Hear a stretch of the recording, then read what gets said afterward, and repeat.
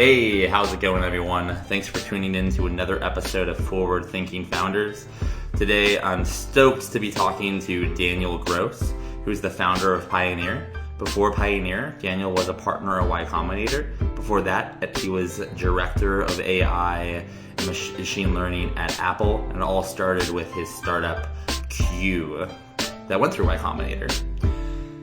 Today we talk all about Pioneer, giving people access to opportunity, games, different kind of games, and everything having to do with productivity software and how it's changing. I hope you really enjoy today's episode with Daniel. I know I thoroughly enjoyed the conversation. I learned a ton, and I hope you learn a lot too. With that, let's get into today's episode. Here we go. Daniel, welcome to the podcast. Thanks so much for having me on. Yeah, absolutely. A pleasure to have you on. So let's dive right into it. Pioneer, tell me about it. And I obviously know a good amount about it. Tell the listeners who haven't heard, what is Pioneer, and give it a little backstory, just a little bit into why you wanted to start Pioneer.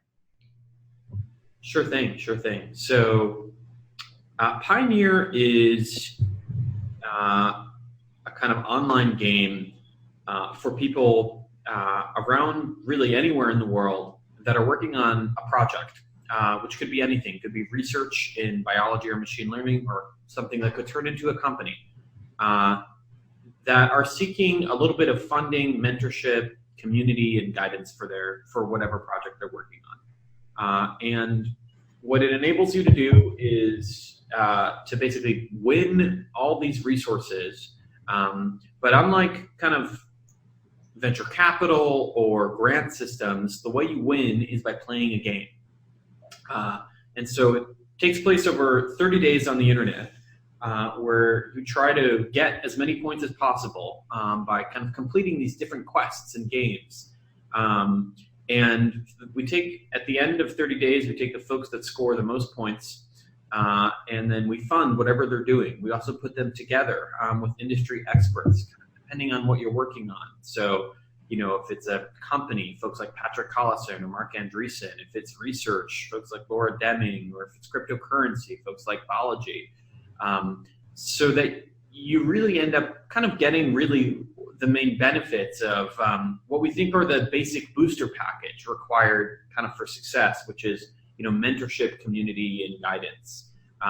So in essence, we're almost trying to build something that feels like a online Ivy League campus almost, where you can get kind of connected to really impressive people, just like you would on Harvard's campus. You get a brand as a byproduct of winning Pioneer, just like you do as a byproduct of graduating Harvard, and you get funding as well. And unlike Harvard, though, the way it's run is, number one, entirely on the internet, and number two, with admissions kind of entirely done in software, as egalitarian as possible. So if you're listening to this and you're working on something and you're wondering whether it's kind of worth taking to the next level, Pioneer is a very easy way to at least experiment with it. Yeah, that's a great explanation. When I saw it launch on Product Hunt, it had to be at least a year ago, maybe a little longer, maybe a little. No, it was last August, right?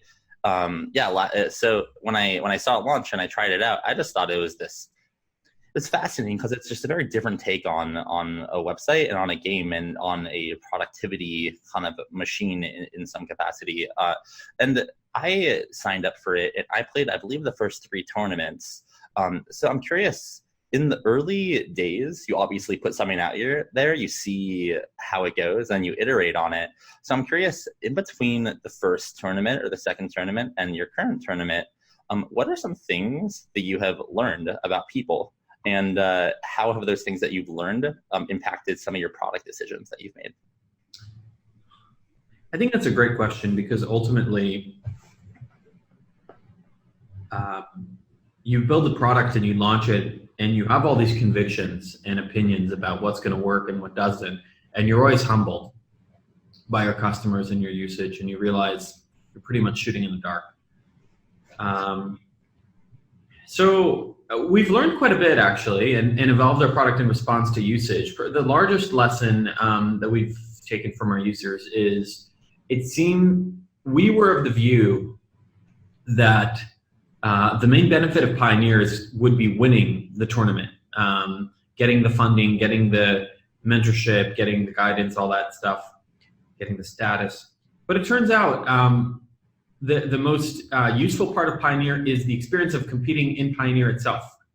Summiting Everest, actually being at the top, is apparently very boring. You spend maybe 2 minutes there, oxygen deprived, take a photo and go down. But it's the climb and the ascension to Everest that you really form your character and your memories.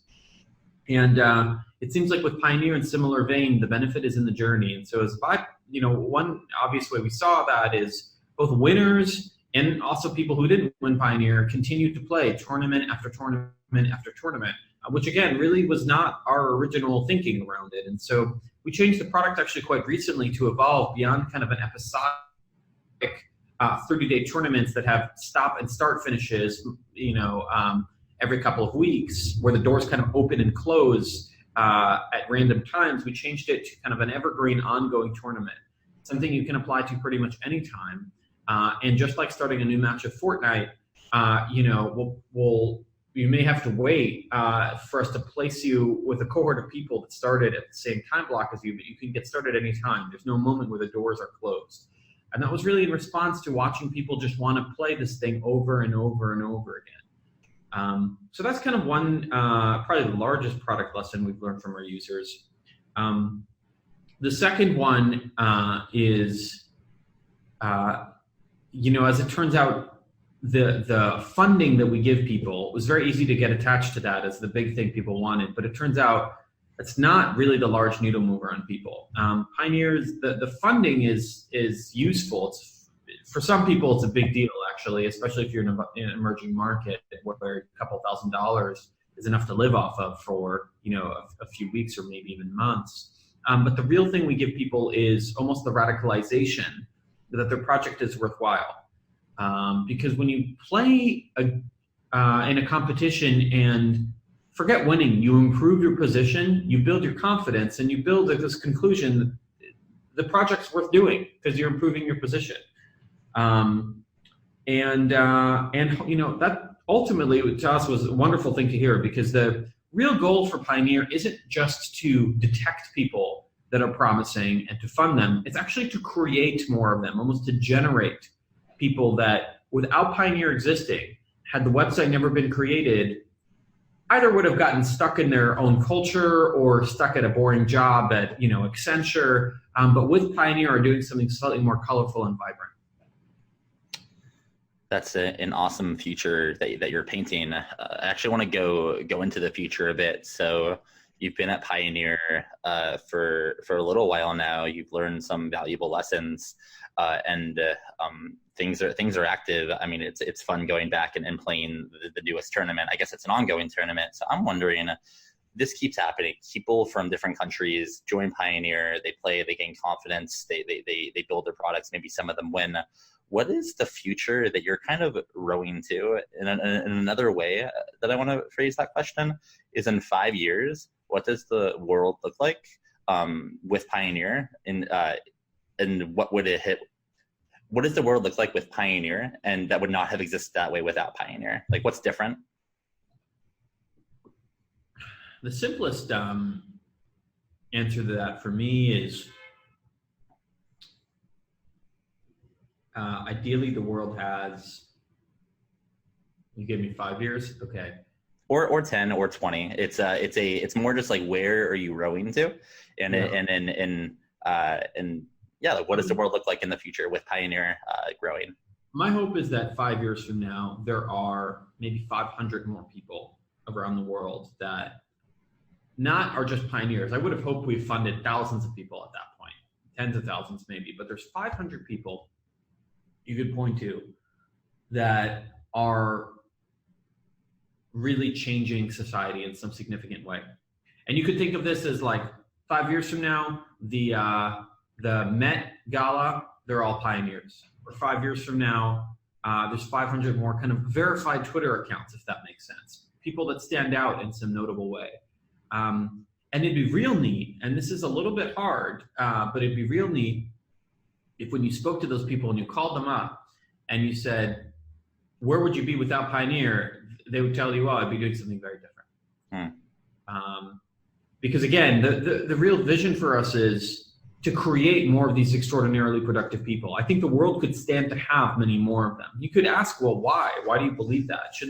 The market's kind of efficient. I mean, people seem to be raising money, but I don't believe that. And I believe proof for this is both existed in research and literature. Raj Chetty has done quite a bit of good research on this, from children who say score highly on IQ from low-income homes are far less likely to earn as much as those from higher income homes. So there is an element of like being born in the right place, but also I think if everyone thinks about their own story or the stories of great people, there's so much luck and happenstance involved in success. And there's no software that tries to neutralize that from the equation, right? And so that's what we're trying to do, a kind of DSP that removes the white noise of luck from the equation of success. And I think if we do that, we'll literally have created, just more people doing interesting things, from asteroid mining to going to space to curing cancer. That's awesome. That's a future I want to live in. So you describe Pioneer, I think you've always described Pioneer as a game. Two questions regarding that. Where does your interest from gamification and like building a game come from? And actually, it will be a two-part question. Where does that come from? And then second, how do you think the fact that since you're building a game, do you think that there are going to be other games that are built in different arenas, these new types of games that aren't just software that you're interacting with a virtual player, but do you think Pioneer is pioneering a new kind of game? And the next time you go into an EA Sports, it's not just games on the DVD, it's like life games that impact your life. I'm curious how you think about that stuff. Look, I generally believe that gamification, as much as it is a bastardized term, is still incredibly underutilized and leveraged in for all forms of productivity software. And why this is like everything else in life, it's an emergent property of the incentive structure of the system it's built in. And so video games, the sole purpose of video games is to put you in flow, is to let you disconnect from the world, from your own mind, and really refocus you on an activity to the level that is so intense you forget time is moving. And so as a byproduct, video games discover all of these interesting things. Response time really matters. Scores really matter. Feedback loops matter. Leaderboards matter. And there's all of these insights that get discovered, again, because the sole purpose of the game is to put you in flow. Meanwhile, productivity software has a different purpose. The way Gmail makes money is not by putting you in flow. The way it makes money is by sending emails. So everything does, in general, the bare minimum it needs to do in order to succeed in the environment that it's in. We built just enough muscle to be able to carry our bodies on Earth's gravity, unless you work out and subject it to more weight. Had we been living on Jupiter, we'd have more muscle, right? And so it's a byproduct of the system that you're in. And so Gmail, it's kind of this weird thing that emerges, and it's not fun. It's not motivational. It can send email.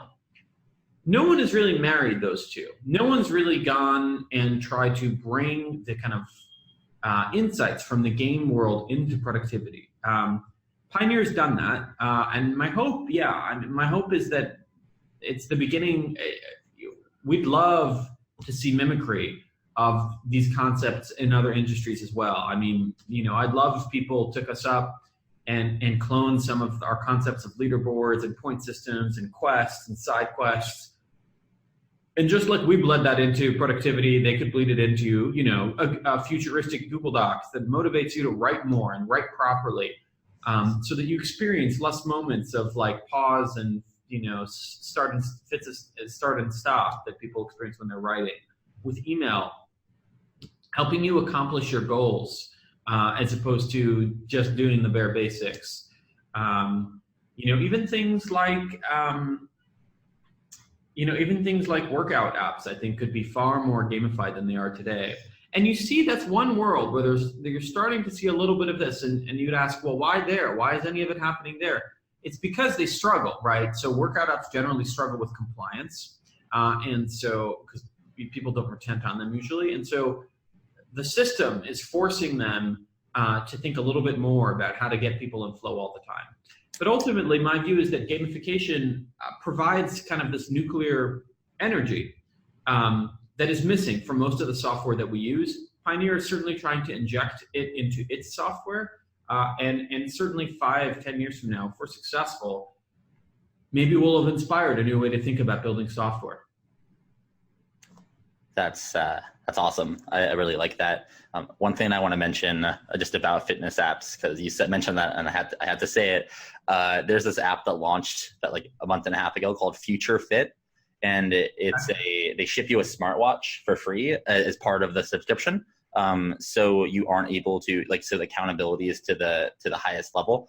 And it's just the only fitness app that I've ever used that has gotten me to the gym 4 times a week for the last month and a half, excluding when I was a little sick. So it's been, I don't know if it's gamification, but the extra expense of the smartwatch, which may seem not like a stupid move on their end, is actually retaining me and probably retaining a lot of users, which I think is an interesting dynamic. Kind of an exploitation of the sunk cost fallacy, but used in your favor as opposed to against you.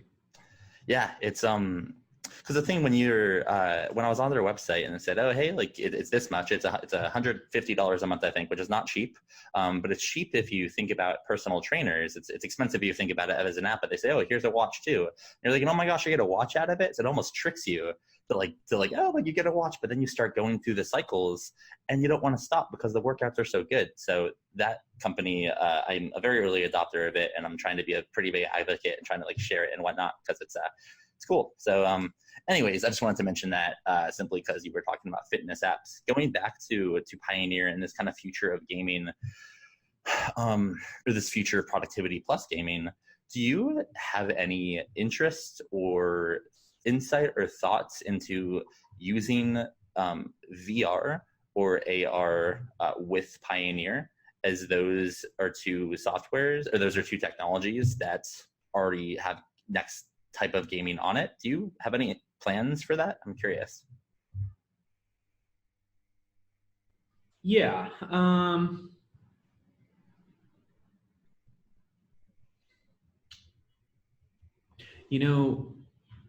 When you start a company, the default is failure. And one thing I think first-time founders do quite a bit is there's so much novelty in the world.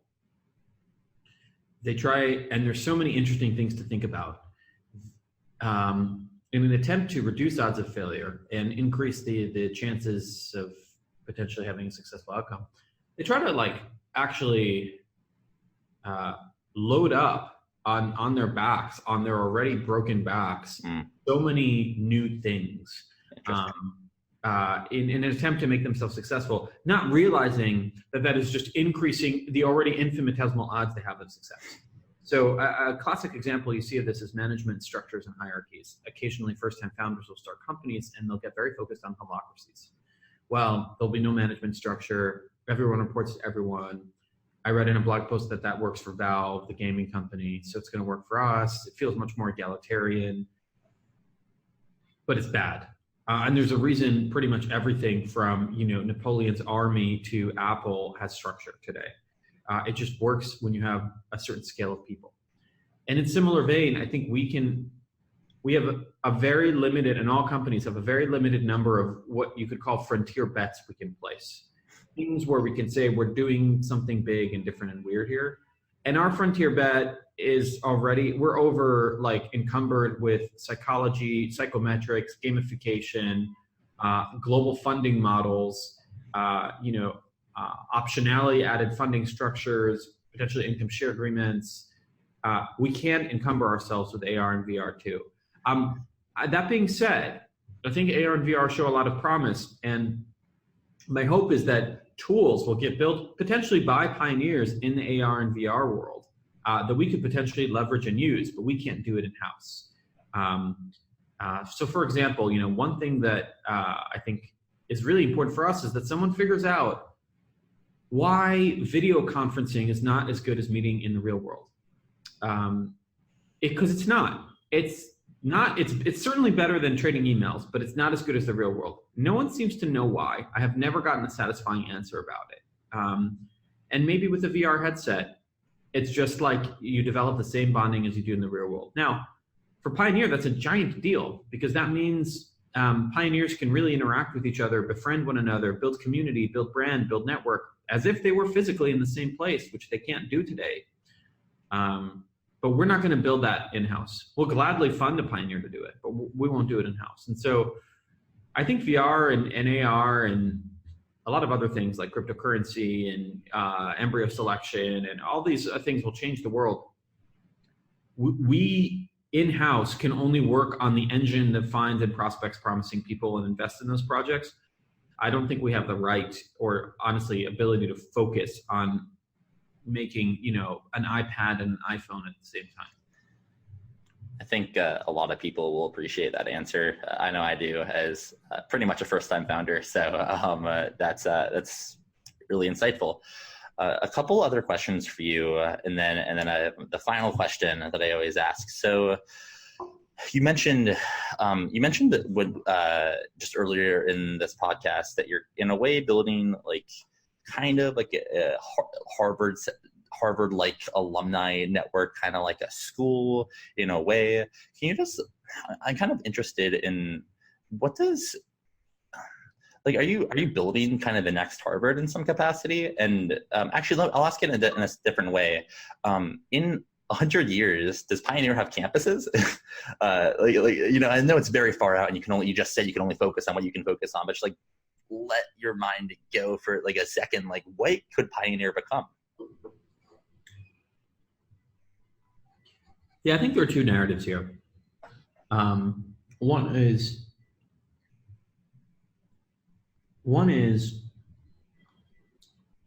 that Pioneer truly becomes a religion in the physical world, and it becomes a religion for following your dreams, for productivity, for self-actualization and achievement.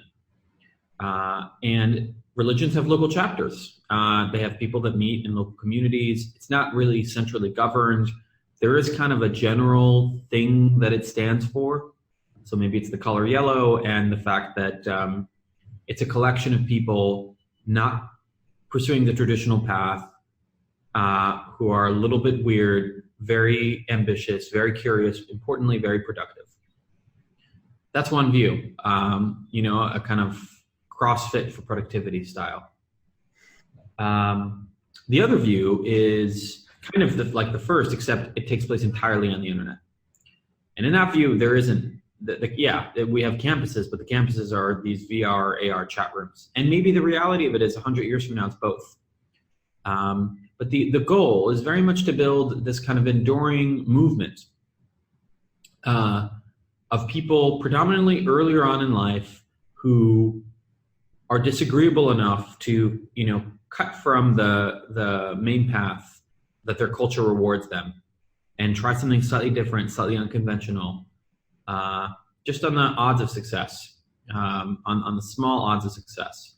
And Pioneer becomes a force in convincing 10 times more people to do that. I really, really believe that we're kind of missing that from the world now. And so if anything I've created around is still around 100 years from now, it's that idea, it's that movement of self-actualization. That's awesome. Yeah, I like that a lot.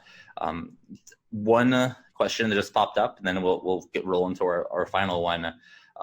I've listened to a few interviews with you, but I don't know if anyone's ever asked this. Why yellow? Who knows? Who knows why people make these decisions? There's something about the aesthetic that I think speaks to the character of Pioneer, which is energetic, optimistic, somewhat, hopefully, pleasant to look at, depends on the particulars of the shade.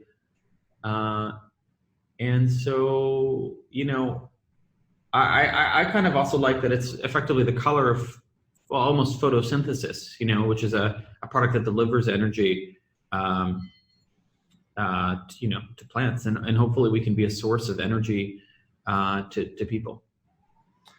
Cool. Well, that's awesome. This has been a very It also kind of looks cool. So, I mean, that's the well, when it was launched, the website, and it still is this, the website is very, very yellow, and it stands out. I think when I see the website and the logo and just all of it, it's not like it's blue, everything's blue, whereas not that many things are yellow. And I think your ideal pioneers, your ideal kind of applicants to be, or your ideal players, kind of are trying to stand out in a way. So that's, I like that. I like that. I'll use that in a future podcast and credit you. cool. Yeah, this has been pretty awesome conversation. I have loved Pioneer, and some of your blog posts from from what you've written in the last several years. So it's been awesome to be able to talk. My last question for you is, you're building the future right now with Pioneer. You're helping other people break free from what they maybe don't want to be, to see who they could be, to become that. And you're giving opportunity, you're funding, you really are building the future. And usually when I do this podcast, I ask, what advice would you give to someone listening to this podcast if they want to build the future? But I'm just going to ask, what advice are you going to give to someone who may want to be a future pioneer, like who wants to change the future and be an outlier? Where would you tell them to start, and take that first step? Well, I think the thing to realize, so the problem, we should bear in mind that when we talk about changing the future, the mind immediately goes to these fairly large, grand ideas. Things like going to, Jupiter, or curing cancer, or, like I mentioned before, I don't know, asteroid mining. And it can be both incredibly ambitious and exciting to think about those things, but also very confusing, because it's not really clear how to start. So I think that the question for the potential future pioneer is, where do you start from? And I think the most important lesson we're trying to give people, the ailment we're trying to cure in people, is the ailment of self-editing or analysis paralysis. Like, oh, I'm not sure what to do. None of these ideas seem good. And I think, Pioneer was really created with the sole purpose of reducing the kind of activation energy required to swing into a project. Really, it's our message to people to say, don't worry about it too much, just pick something simple and go. And it can be quite inspiring to go back and look at the early websites of Facebook or LinkedIn or Amazon, for that matter, and realize how stupid and silly they look. And if you superimpose that on what you're going to have today, it's going to look stupid and silly, like a bootstrap template you cobble together with some JavaScript. It's not going to look great. It may turn into something great, but you shouldn't worry about that for now. In the running world, there's a famous aphorism they tell people, to use at mile 18 or 30 of your marathon or ultra marathon, which is to run the mile that you're in. Don't really focus on the long-term goal here. And I think that kind of is the counterintuitive advice I would give to someone. Just focus on, the week that you're in. You can inspire yourself with a 20-year goal, but I really wouldn't get scared by it or wonder how to approach it. Just focus on where you are and kind of try to move one step forward. You'd be surprised. What ends up happening is, if you're even somewhat successful, you get pulled into this feedback loop where it becomes really easy to just continue going and going and going and going and kind of hill climb your way to success. That's a great answer to finish it out. Daniel, thank you so much for coming on to the Forward Thinking Founders podcast. I really appreciate it. Thanks so much for having me. And for everyone listening, I hope you enjoyed this awesome podcast with Daniel. And I hope you all have a great evening, morning, or afternoon. See everyone. See everyone. See everyone. See everyone.